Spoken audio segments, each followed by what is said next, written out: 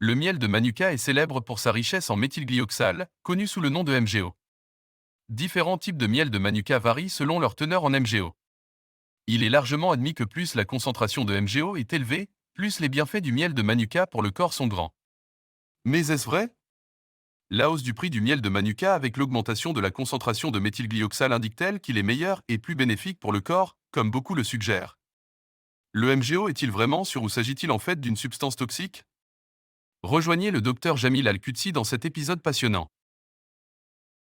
En 2008, le professeur Thomas en a découvert la manière idéale de doser le méthylglyoxal dans le miel de Manuka et de le calibrer, mettant en avant son importante richesse en méthylglyoxal.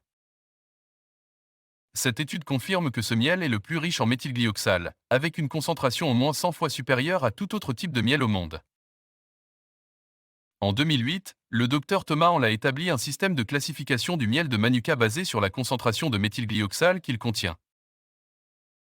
La concentration en méthylglyoxal du miel de Manuka est considérée comme un avantage concurrentiel qui le distingue radicalement des autres types de miel dans le monde. Sur la base de cette composition unique et de ce procédé de fabrication permettant de préserver le méthylglyoxal, le plan marketing du miel de Manuka a été élaboré. En coopération avec des centres de recherche des universités néo-zélandaises, deux systèmes d'évaluation de la qualité du miel ont été créés. Les deux dépendent principalement du méthylglyoxal et de sa concentration dans le miel de Manuka. Le premier système mesure la concentration de méthylglyoxal en mg par kg de miel de Manuka, et le second est le système unique Manuka Factor, qui mesure 4 substances présentes dans le miel de Manuka, principalement le méthylglyoxal. Nous en discuterons dans les prochains épisodes. Les autorités néo-zélandaises ont imposé des conditions précises à l'exportation du miel de Manuka afin de garantir qu'il réponde à des spécifications préservant sa composition.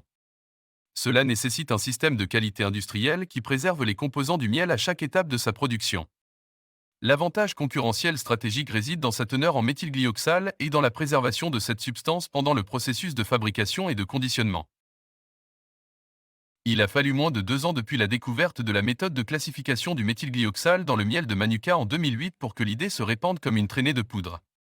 En 2010, le miel de Manuka avait acquis une renommée mondiale et, en seulement 10 ans, les ventes de miel de Manuka néo-zélandais ont atteint 424 millions de NZD cette année-là.